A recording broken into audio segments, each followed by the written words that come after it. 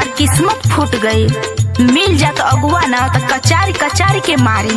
करे अरे का भल रे सुबेरे सुबेरे कच कच करे लगदी। तोर सुनत तो हमारे कपारे का जौन बार रहल उहो झड़ गयल। तो लो है सुनो सुनाओ। कैली एमे बीए पास मोर पढ़ाई भइल नास।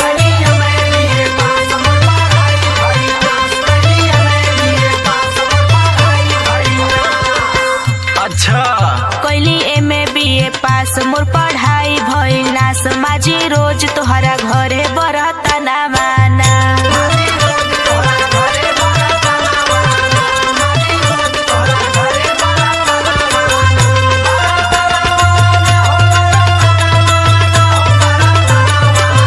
हम बनाइला चूल्ही पर खाना माना। अच्छा तो एक बात बताओ। हाँ तू बतावा आज हम सुनते हैं। शादी ब्याह तो तोहसे कैले खनवा का तोहर दादा बनाई है। तोहर जानी अवाकात जानी करा लंबी बात।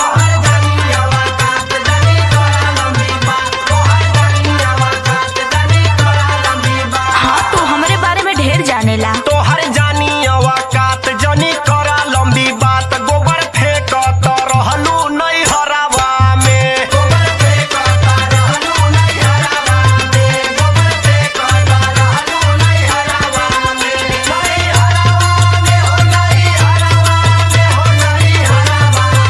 मजा लूट तो रहलू बजरवा में।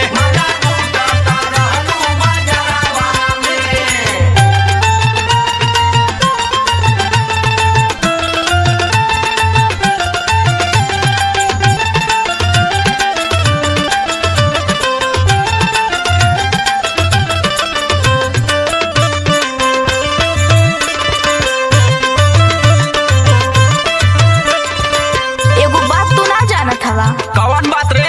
हम नैहरे में इतना दुलारी रहनी। ओहो इतना दुलारी रहनी। अरे बस कर रे। कौनो कमवे ना हमार मतारी बाप करे देत रहले हमके। देखा तो विजय भैया एकदम साफ साफ हड़कत है। चल आगे बोल का कहती। गोर रहली धूपी में जर जाला चाम हो।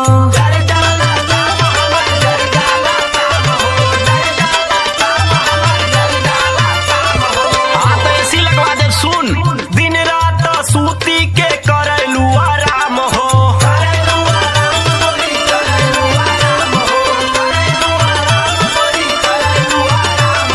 झूठ मत बोला। सुना गोर रहली धूपी में जर जाला चाम हो। दिन रात सूती के करलू आराम हो।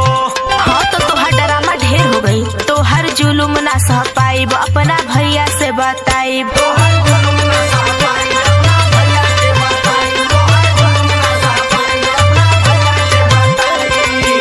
तोहर जुलुम ना सह पाइब अपना भैया से बताइब। उनकर ड्यूटी बा गोरखपुर के थाना माना।